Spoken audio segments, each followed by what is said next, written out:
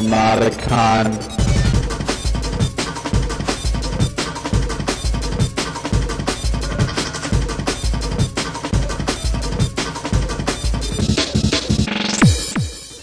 My name is Rick Wash, and I'm currently a PhD student at the University of Michigan.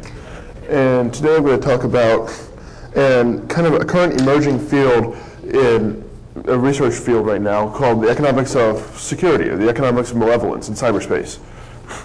And this field kind of studies what makes people do things in security. So why do products sell or don't sell? Why would people want to hack? Things like that are all valid game for this research field. And what I'm covering today is kind of an overview of some of the interesting recent results. And the field is only about 3 years old at the moment, so this pretty much covers most of the interesting results. But it should be a good primer and kind of give you a clue of what a lot of the current researchers are thinking about right now. So, in particular, I'm going to talk about two sub-areas. One is kind of the theory of security, the economics of security in particular, and how things put together and why. And the second one is what happens when you put these theories into practice. What do we see out in the real world? So to start with, I want to start with a paper from a well-known economist named Hal Varian, who tried to model just the basic security situation. So imagine we have two people, X and Y, X1 and X2. These people are trying to put forth some effort to get something done. And whether they get it done is some function f of their total effort. So you combine these two efforts in some way to get the total effort, and then this is the value if they get it done. And then each of them has their own cost for putting forth effort. So putting forth effort is more costly, but it might pay out. So this is the basic model we have. And then there's 4 different ways of effort. What happens if the total effort is what matters? So if you and I work together, the total amount of our effort is what determines our total payout.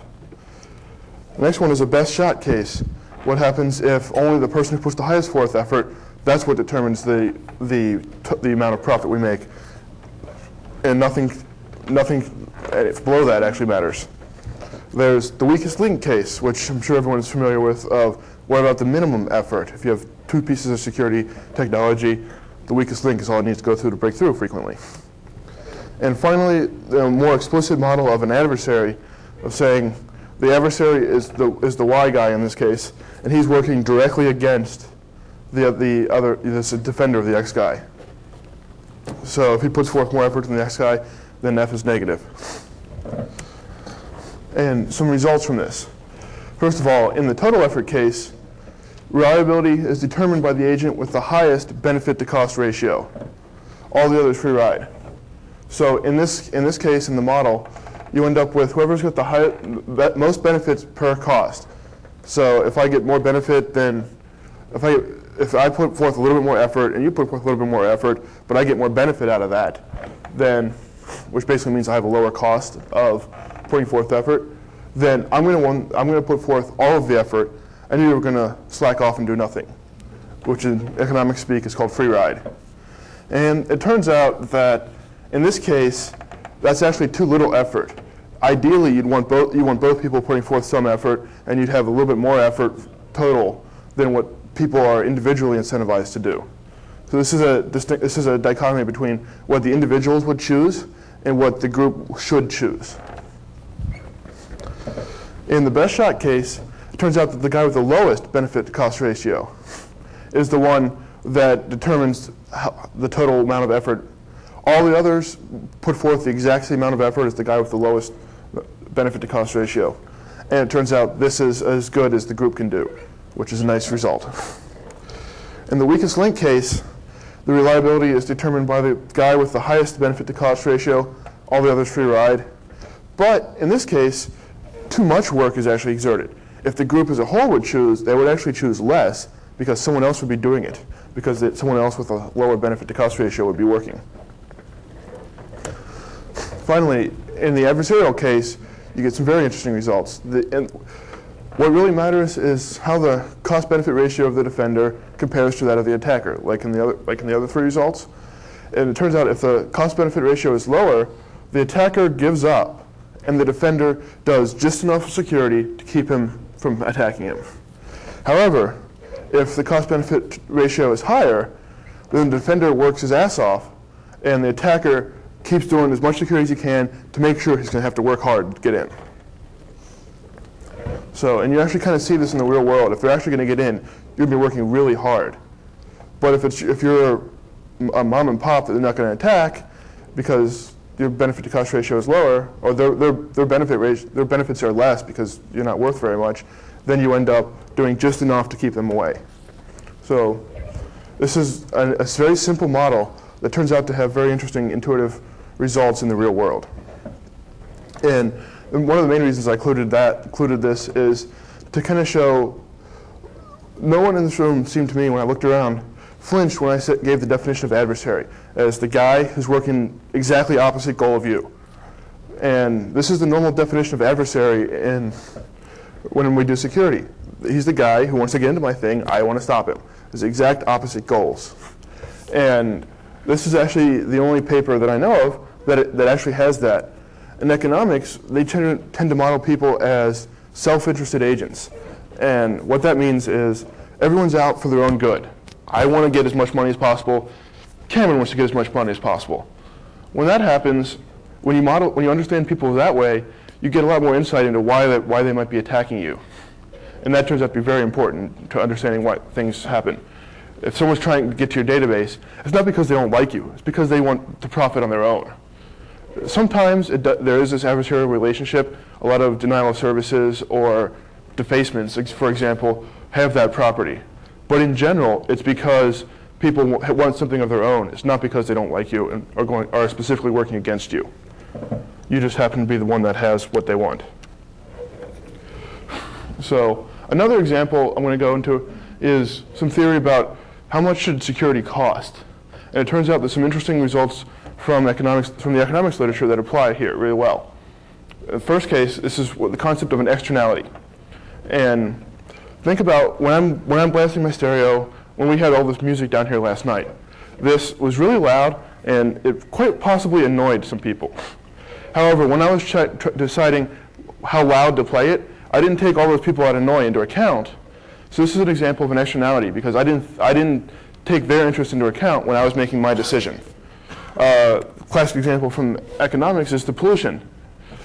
If I'm a company producing something, I produce lots of pollution, I don't take into account everyone else's discomfort from the pollution. I just take into account my profits. If I can do better by polluting more, then I will, regardless of the fact that everyone else suffers. So this is the definition of what an externality is, of basically not taking it into account. And there's two major solutions that economics usually uses. And what they do is they try to force people to take these things into account. The first one is a tax. If I'm going to pollute, the government can tax me to try to make sure I don't pollute it as much. And the goal would be to set the tax just high enough that I pollute at the correct level instead of polluting it at a much higher level. And second is property rights.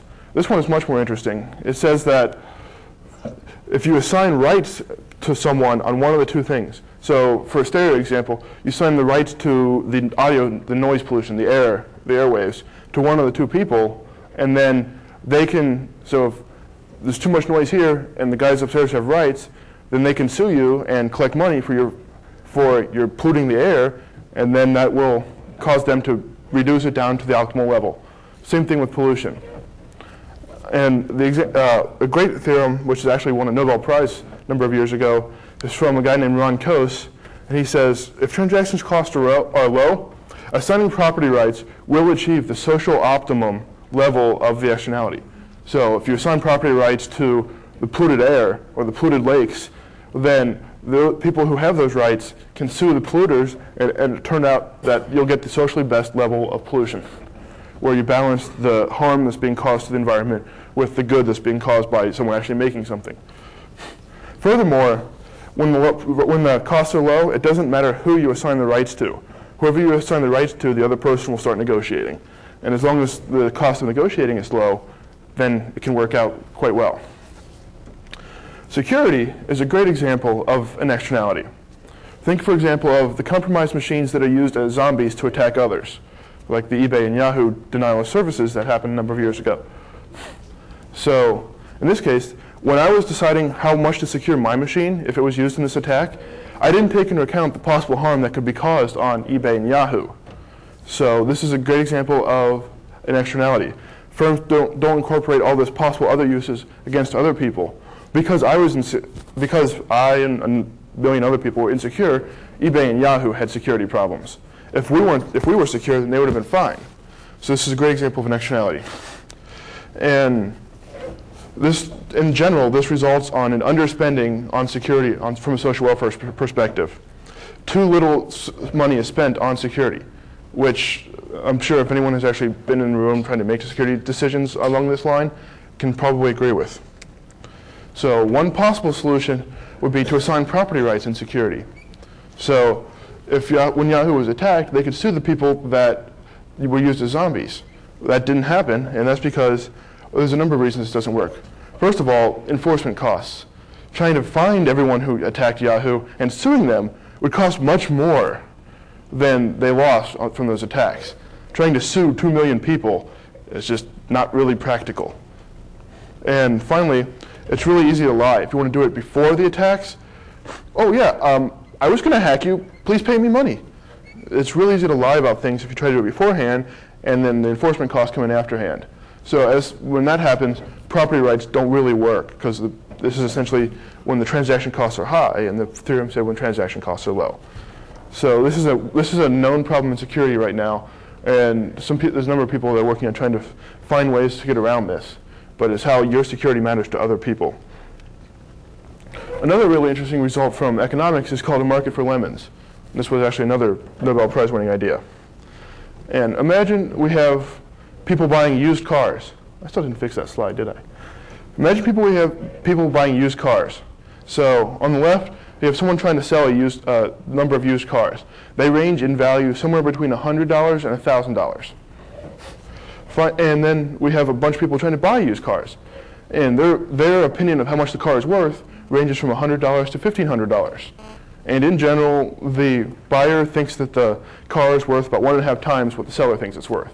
So if they both knew exactly what the car was and got to play with it, the buyer would think it's 1.5 times as much as the seller. So the average